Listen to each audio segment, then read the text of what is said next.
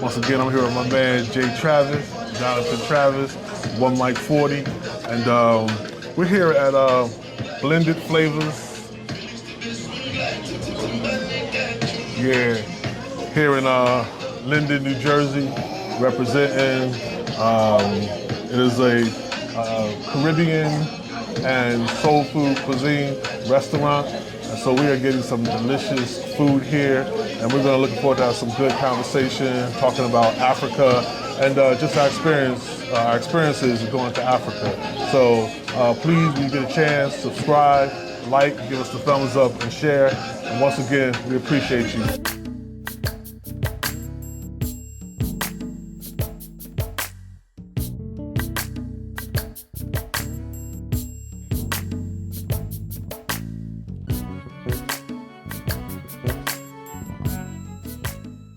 So I was fortunate to go to Africa a few months ago. I was there for 15 days and just had a great time in the country of Sierra Leone. And you all know that while I was there, I got my dual citizenship. So now I'm a Sierra Leonean citizen. I got my passport, and I'm now a member of the ECOWAS. So there's 15 countries in West Africa that I could travel to without a visa, do business, purchase land, purchase property, things of that nature. And so I'm so privileged with that. And once again, we're here at Blended Flavors in Linden, New Jersey. West Indian, or Caribbean, and Southern cuisine is on the menu. That's what they serve here.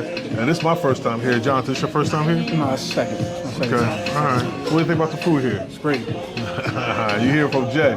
Like, this dude know. You know what I mean? So he said it's great. He recommended this, so we had to swing through. We had to come through and experience this. So yeah, man. So what's been going on, Jay? Nothing much, man. Same old different day. Same old different day. All right. But it's about you today, though. All right. I know you're not used to that. I know you used to always doing the interviewing. Yeah. Today you going to get grilled. That's what's up. Yeah. You the man of the hour right now. All right, well, we're going to go ahead and get into it while we're waiting on our food to come. And I see people, the restaurant is busy today. You got the music playing. It's just a good place for everybody's here. Just family and friends, people are here. They're enjoying good food. They're enjoying their company. And we love that kind of atmosphere. We love that kind of ambiance. So even when I do our video, that kind of ambiance just fits well into what we're doing. Because I'm all about the family as a genealogist, as a cultural and ancestral historian, and as a Afro genealogist. That's what I'm all about. So, Jay, go ahead, man. Do your thing, bro. Yes, sir. So I've been waiting for this one for a while now. I spoke to you here and there since you've been back from Africa. Why don't you tell the people, when did you go? When did you go to Africa? I went, it was November 21st is when I flew out. I actually got there on the 22nd of November, which is my birthday. So I landed in Africa on my birthday. And I was there till December 10th, or something like December 14th, or something like that, I don't know. But yeah, but I didn't want to come back home. So just so people know, this is why this is a unique interview. I think I give a little bit more background. So I think you let everyone know this is your first time. This is like your first big international trip, period, right? What is it? Yeah, I mean, I've been to Canada, I've been to Jamaica, but, never crossed the Atlantic Ocean. Different time zones. Yeah, different time zones for sure. Because we had to go to Europe first, we went to Brussels first, which that's a whole nother story in and of itself. Like, that's something that I don't hear too many people talk about all the time, but that's another conversation we can get into. Okay. And what was the main purpose of this trip? I know you went for of course, leisure, but what was the main purpose of this trip? The main purpose of this trip, wow, it serves so many different purposes.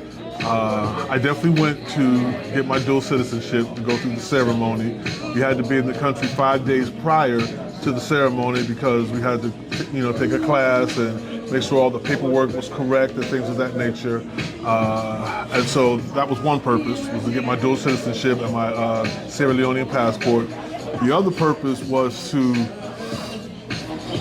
be the first person in my family for almost 500 years, as far as we know, since the transatlantic slave trade started, to be able to once again reconnect with the Limba tribe in Sierra Leone and to even stand before a Limba paramount chief, and to just to be able to just communicate with a tribal chief that my ancestors would have been doing on the regular, you know, and then just to experience Africa, just to experience the motherland, and I know it's a continent, but just that part of it in Sierra Leone, just got a chance to meet so many different tribes, people of the Mende tribe, Timne tribe, Creole, Freetown, and just got a chance to connect with a lot of people. So it was multi-purposeful.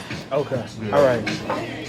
So now that you said that part about you being like the first person in about 500 years to actually be able to have that connection, that experience, I have to ask you this question. It's a two-part question. Do you feel differently now that you experienced all of that, and prior to you knowing where you came from in Africa, like exactly where you came from, and then prior to that, not knowing what part of Africa you came from at all? So after you've been there, and now you actually affiliate with the tribe your family is from, but prior to that, going to the point where you didn't even know what part of Africa you're from, and then once you found out, how did all of that feel? How did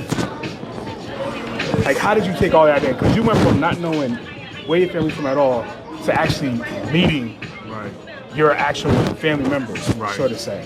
Yeah. So what was that entire journey like? That entire journey, wow. I documented on my YouTube channel. So once again, if you get a chance, make sure you take pause and like the video, give us the thumbs up. But I documented throughout the journey on my YouTube channel, and I talk about Jonathan.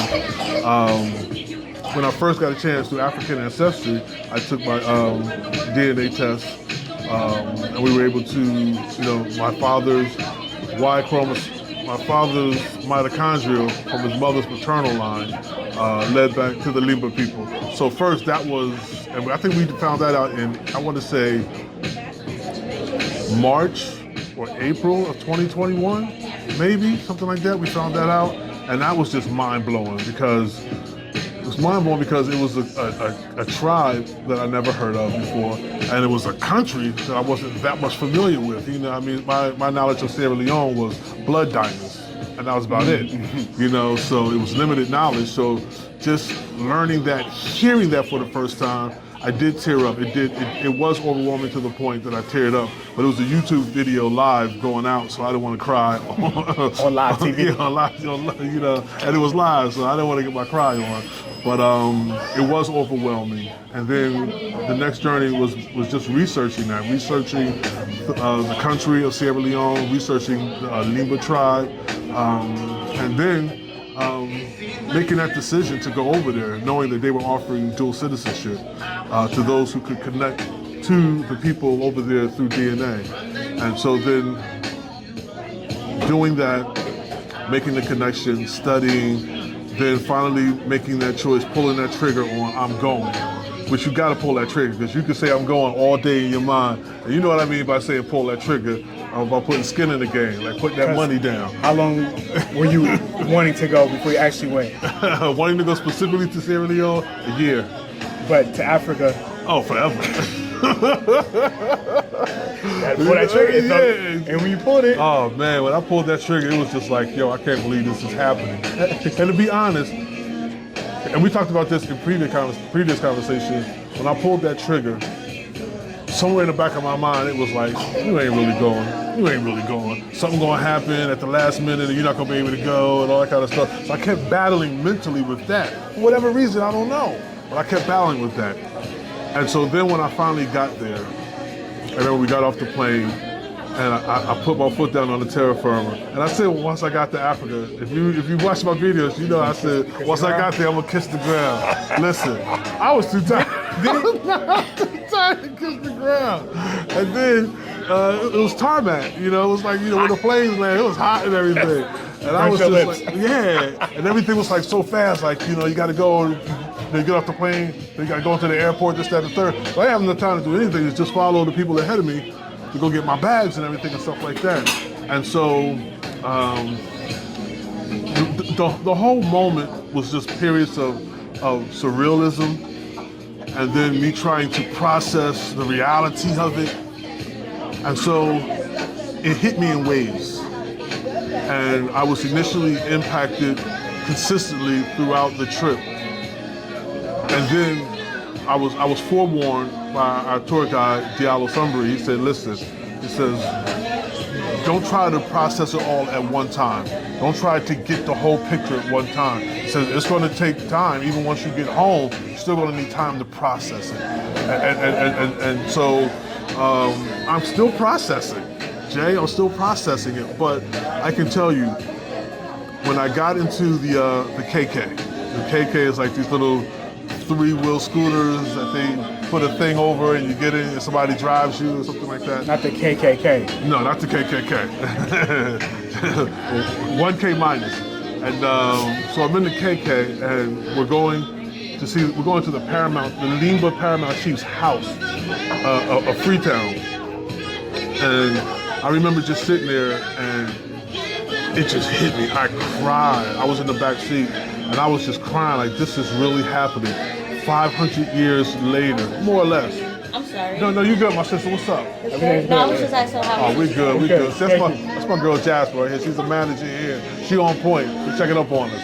And so I cried, and once we got to his house, I really thought I was going to lose it. And we're sitting in the living room, and I asked one of the guys, I asked him, I said, is it okay, like, if I cry? Is it okay if I cry in front of them? He was like, yeah, man, you can cry in front of them. Because I felt it welling up, but it didn't come out. Thank God, it didn't come out. I was able to, I don't know, it just didn't come out. Maybe I just cried the physical tears to the point where I had no more in my tear ducts because it wasn't done coming out. But it was just surreal, man. It was surreal, and I'm still processing it. Okay. All right.